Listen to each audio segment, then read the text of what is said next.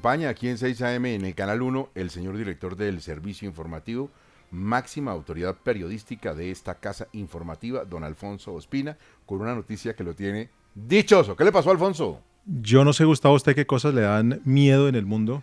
Hay muchas. Pues la DIAN y luego el odontólogo. Una carta de la DIAN, una carta de la En DIAN. ese orden, DIAN, odontólogo. Sí. Y llegar a la casa tarde. No, pero la DIAN lo supera. No, pero... Sí, A mí la me da DIAN. mucho A la miedo. Sí, porque usted puede arreglar con su esposa lo de la llegada Lo de la tarde. DIAN no se arregla. Y el sí, odontólogo es una hora. No, a mí me da mucho miedo cuando me dicen, necesito hablar contigo. Pues justamente. Vanessa, y Justamente, después Vanessa. del programa necesito hablar contigo. No, hasta ahí Pero llego. la Eso COP. es como si fuera una amenaza de Justamente llevo Tony 3 semanas, Soprano. 3 semanas recibiendo correos en que me dicen necesito hablar contigo. Horrible, pasó? no, Pusieron no. fecha, además. Eso le debe estar pasando a mucha gente, además.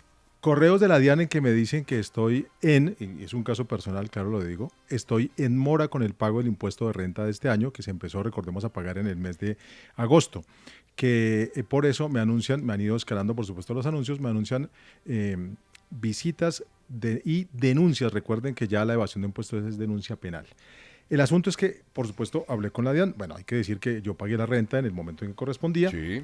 El asunto es que la explicación que me da la DIAN la semana pasada es textualmente, el impuesto fue pagado oportunamente, pero cayó a la obligación financiera 4 días después. Ajá. Lo que es verdad. Se le olvida a la DIAN, mi cédula termina en 07, así que yo debía pagar la primera semana del pago de renta y los colombianos recordarán que hubo una catástrofe con la página de la DIAN, no se pudo hacer el pago y la DIAN tuvo que reprogramar los cobros. Claro. Supongo que a eso se refieren con los 4 días después de haber sido cancelado. Esta explicación, como les digo, la dieron la semana pasada, pese a lo cual ayer nuevamente me llegó una carta anunciándome las denuncias por el no pago de renta. Y ojo a todos los oyentes, porque es que yo sé que hay ¿Qué mucha es lo- gente que está en estas. Claro, ¿qué es lo que preocupa? Que a muchas personas les puede estar pasando una situación similar, que no pagaron en el día en que les correspondía según su número de cédula por el daño informático que tuvo la DIAN y ahora están embolatados en esa contabilidad. ¿Y qué preocupa además? Cómo están haciendo las cuentas en la DIAN, porque si no tienen certeza de quién ha pagado o no, cómo se puede calcular el recaudo para lo que se necesita de las cuentas Pero es un nacionales. problema mayúsculo para muchísima gente, Alfonso. Es para mucha gente, la DIAN, hay que decirlo, ha atendido los reclamos oportunamente. He intentado hablar con el director de la DIAN, está fuera del país, o con la señora directora de impuestos de la DIAN para que nos explique si está todo al día, sobre todo con esas personas que nos vimos afectados como yo, con el daño informático de la primera semana del pago de impuestos. Pero Alfonso, es una cuestión eminentemente técnica. Cualquier funcionario de cierto nivel nos puede atender y explicarle a usted qué es lo que le pasa, no solamente a usted, sino a personas como usted, para tranquilidad de todo el mundo. ¿Qué es lo que estamos esperando? Y por supuesto estamos abiertos y atentos para que nos digan qué es lo que está pasando con esa contabilidad de la renta en la DIAN y que sobre todo los colombianos que reciben este tipo de mensajes pues puedan estar Sí, tranquilos con su que no pase lo pago que de dice mi impuestos. papá, que eso que es de sentido común termina siendo el menos común de los sentidos, porque es Sí, lo que no tienen y un los lío funcionarios mayúsculo. con alguna frecuencia, y es que claro, no puede ser que le paguen, que termine pagando el pato del contribuyente porque se cayó la página de la DEN, que es un problema de ellos, no de uno. Así es. El presidente Gustavo Petro acaba de referirse al asesinato de la niña Sofía Delgado en Candelaria, Valle. ¿Qué dijo Sebastián Cortés? Tras confirmarse por parte de las autoridades el asesinato de esta menor, el presidente Gustavo Petro se ha pronunciado en su cuenta de X lamentando el hecho. Dijo: las niñas y niños de nuestro país no merecen un mensaje de solidaridad por esta red social cuando sus derechos no son respetados ni protegidos. Los niños merecen que sus sueños no se sigan acabando. No podemos permitir más noticias como la de Sofía. Otros miembros del gobierno, como la primera dama Verónica Alcocer, se han también pronunciado. La primera dama dijo: el 11 de octubre conmemorábamos el Día de la Niña, fecha para seguir trabajando por un mundo donde ellas crezcan seguras, pero con este asesinato nos enfrentamos a la cruel realidad de una sociedad que no ha sabido protegerlas. A propósito de estos hechos de violencia, también investigan las autoridades el caso posible de un secuestro de una mujer en Cartagena del Chairá, en el Caquetá. Estamos pendientes de ese desarrollo y desde el Instituto Colombiano de Bienestar Familiar aseguran que acompañan a la familia de Sofía en Candelaria. María Paula Pineda. Alfonso, esto en cabeza de la directora de la regional ICBF en el Valle del Cauca y del Centro Zonal Palmira. Señalaron también que desde el momento de la desaparición de la niña, Bienestar Familiar activó la ruta de atención con la Fiscalía y la Policía Nacional. Señaló la directora Astrid Cáceres que la entidad seguirá trabajando articuladamente con las autoridades para que los responsables de este hecho respondan ante la justicia. Añadieron que también se busca que las garantías de seguridad para los niños, niñas y adolescentes en el país, particularmente frente a casos de violencia, sean de carácter riguroso e incluso tengan un apoyo de la comunidad internacional. industria de la caña de azúcar en el Valle del Cauca, a propósito de la COP16, ha anunciado que van a dejar de realizar las quemas que pese a todo seguían haciendo en la región. Andrea Mesa. El gremio, que recoge varios ingenios en el departamento del Valle y del Cauca, adelantan un proyecto a 5 años para que los empleados que aún trabajan en el corte pasen a ocupar otros puestos de trabajo sin generar una masacre laboral.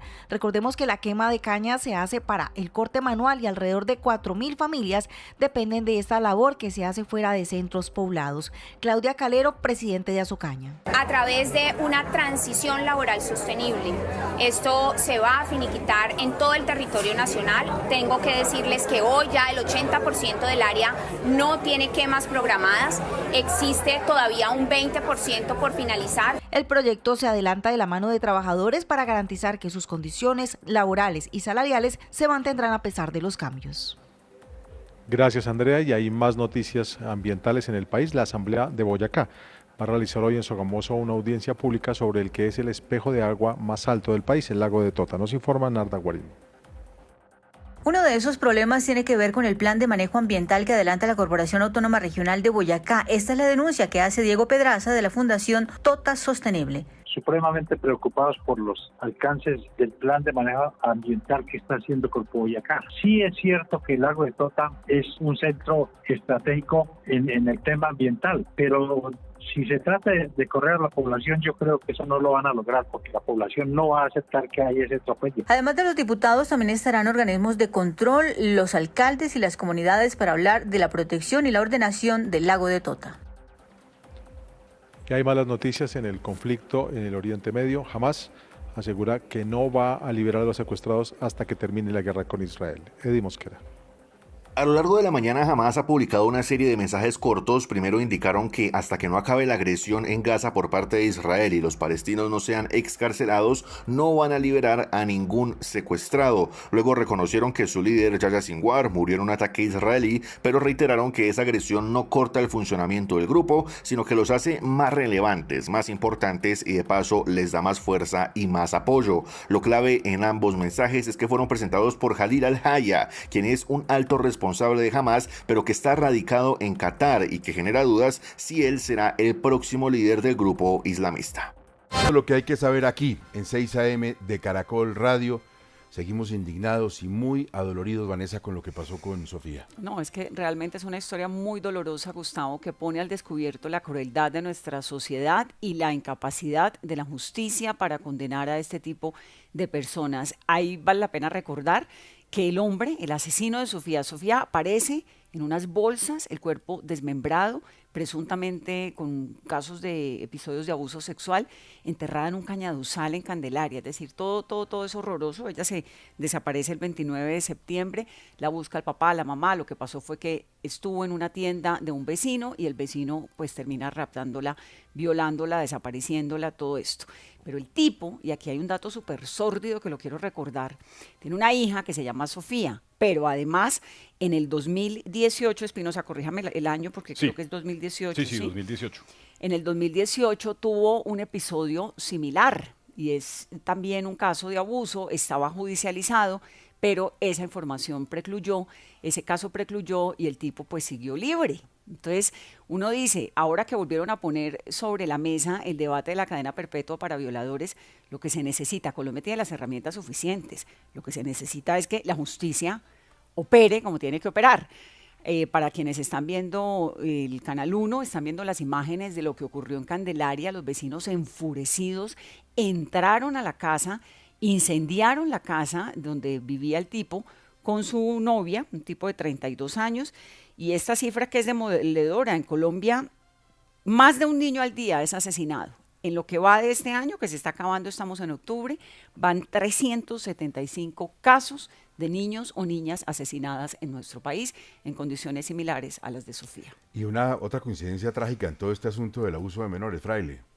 Pues macabra, sobre todo, Gustavo, este dolorosísimo ataque a una patrulla así del IMPEC que se movilizaba por el departamento del Cauca. Además de los agentes del IMPEC que fallecieron, uno de los muertos es Manuel Octavio Bermúdez, uno de los peores violadores y asesinos de niños en Colombia. Gustavo, se le conoce como el monstruo de los cañaduzales. Estaba recluido con la pena máxima que se puede imponer hoy en Colombia por asesinar a 30 menores. Una de sus prácticas precisamente era abusarlos y luego los asesinaba a todos con una soga en los cañaduzales del Valle del Cauca y del Cauca.